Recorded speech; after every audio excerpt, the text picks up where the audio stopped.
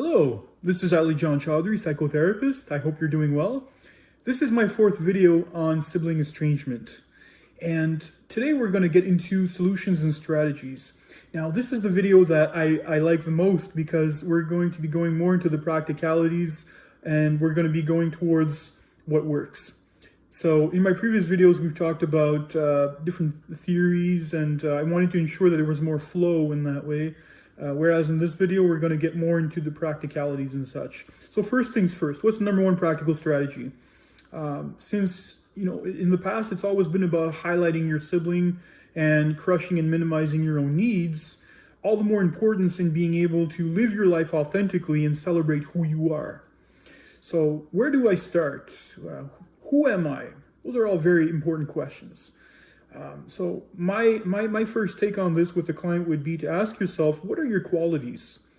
So really take a good hard look at yourself and ask yourself, what is it that you have that defines you? And if you're not sure how to answer that question, you could always go and talk with people that you trust. You could talk to people that care about you, those that you have good relations with, and ask them all about yourself. And most of all, dare to ask yourself that very question. Now, a good way to identify that is to ask, what activities or actions make me feel alive? This is a very important question because we're going to want to make sure that we can experience more of a sense of vitality and aliveness in what we do. And this is the number one question I would say that to be able to ask yourself to get to know yourself more. What else have you been putting aside in some ways, if that's been happening in that way? What is it that's kind of been left aside that needs to be brought back to the forefront? That's also an important question to look at. And this is something that you can go into and perhaps look back on your own life and see if that's been the case. Now, third question to ask yourself is, what were you discouraged from doing? Maybe there's been some life decisions you may have made that shaped you who you are, and those are all well and good. But sometimes it does happen that we can sometimes be defined during these key moments by other people with words of discouragement, words that might thwart us from doing something and lead us in a different path altogether. So ask yourself if that's been the case for you. It's a very important question. Now, a good resource to have that can be helpful to better know yourself is what's called the VIA Character Survey questionnaire. Now, this is an interesting questionnaire because what this does is that this helps to identify your top 24 strengths. That's right, your signature strengths in an order of importance. So your top 5 are especially important, but the rest at the bottom of the list are also important because it just means that they're not being as expressed as they could be. So again, once you have these qualities and these strengths in terms of their level of importance, all the more importance in being able to look to see if you're making them manifest in your life. So this is a good questionnaire. How do you find it? You can simply Google VIA Character Survey Questionnaire. VIA is spelled V-I-A. So boundaries play an important role with regards to strengthening yourself from sibling rejection and estrangement. And there are two ways that can serve as boundaries. And number one is a way to reclaim control by doing what is right for you. And number two is to avoid further suffering. So boundaries can be through words or a lack of words. Now, a good metaphor here for boundary is what I would call here the funnel. So this is a great image because what it is it reminds us of the importance of actually staying at the surface level in that way. It's very important when you have conversations with your loved ones, especially with your difficult siblings in that way.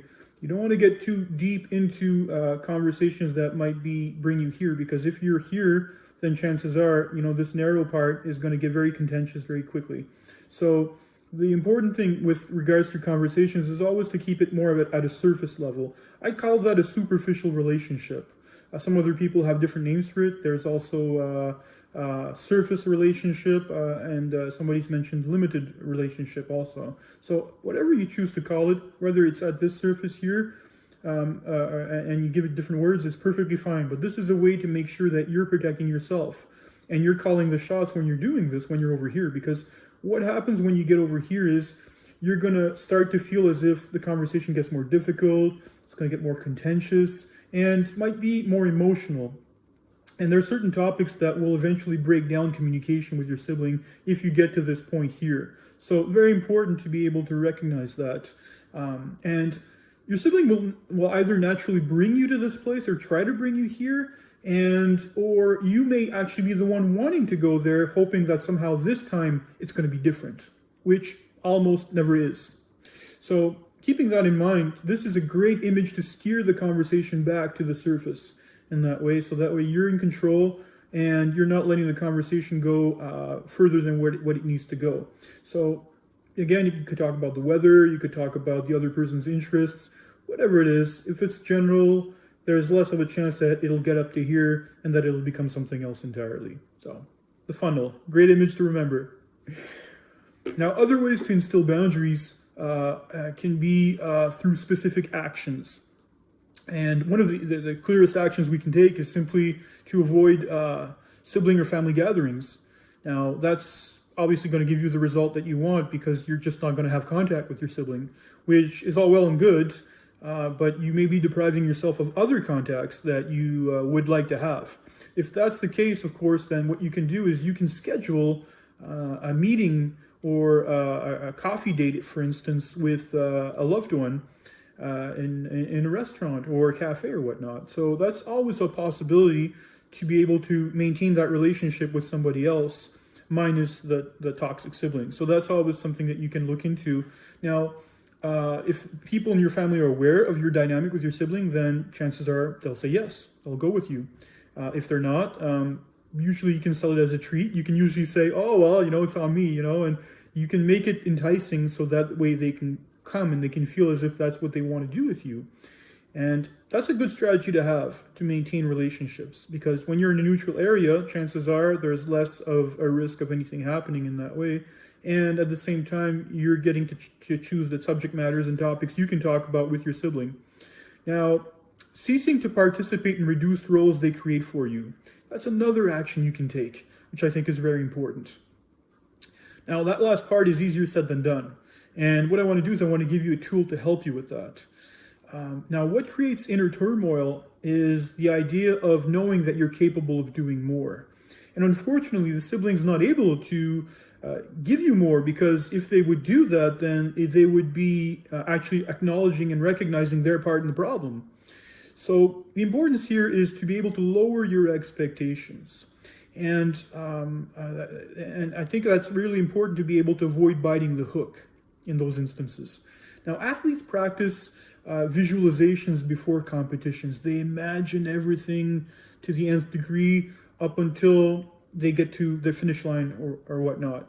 And this is a great strategy to also practice on your end, because if you do this, you can actually pinpoint where it is that the awkwardness starts.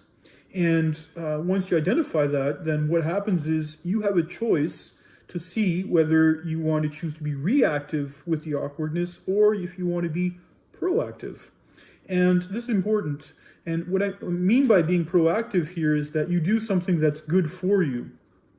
And something that can be good for you also is to simply plan an exit strategy as need be.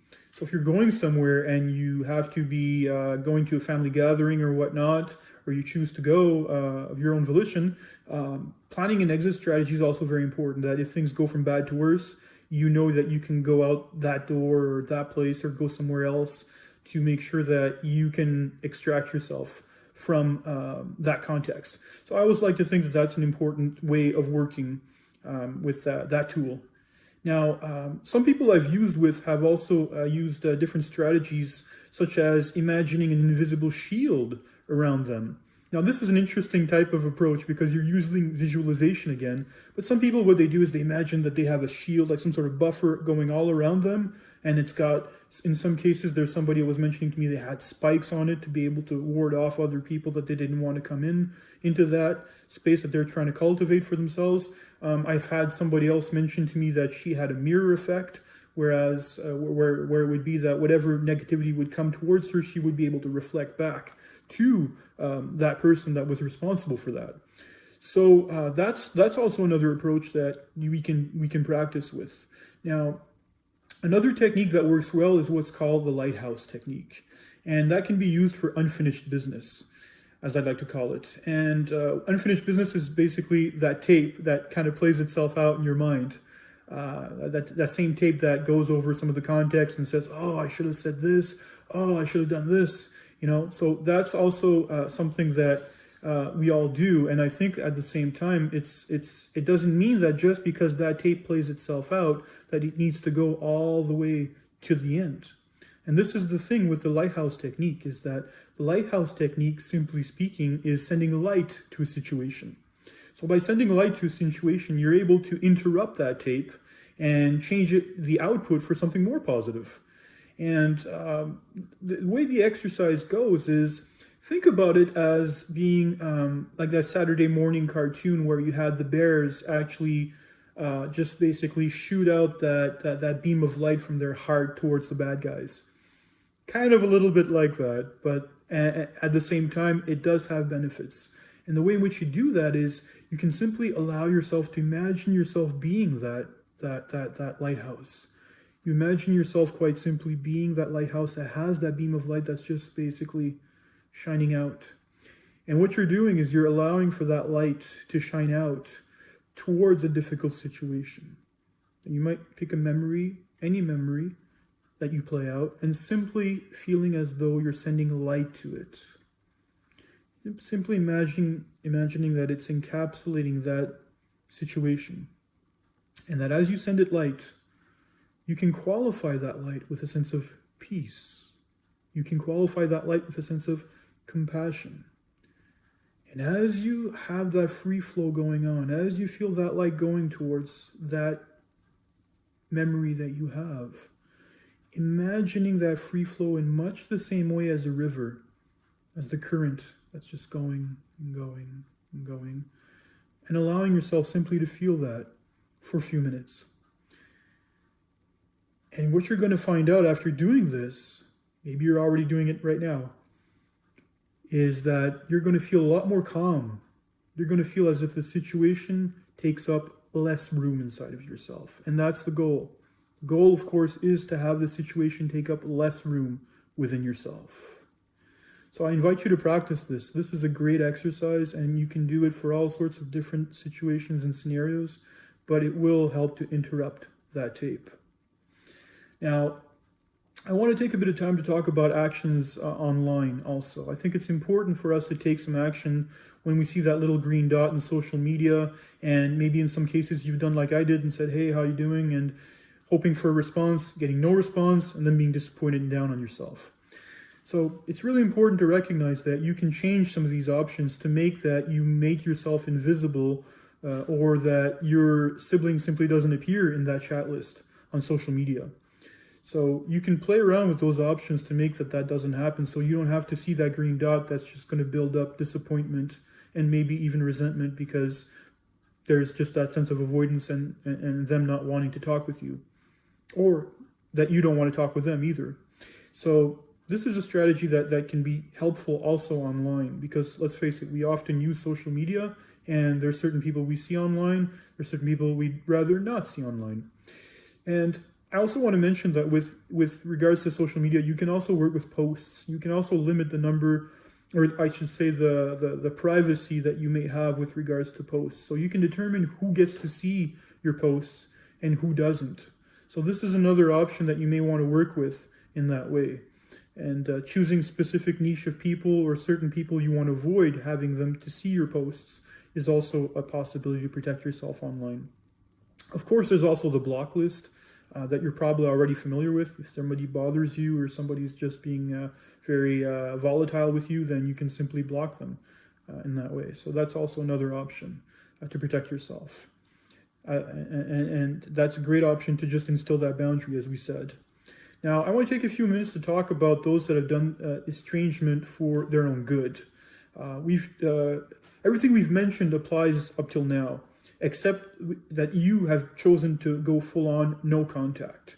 Now, I think it's important to recognize that what you've done for yourself is a way to empower yourself.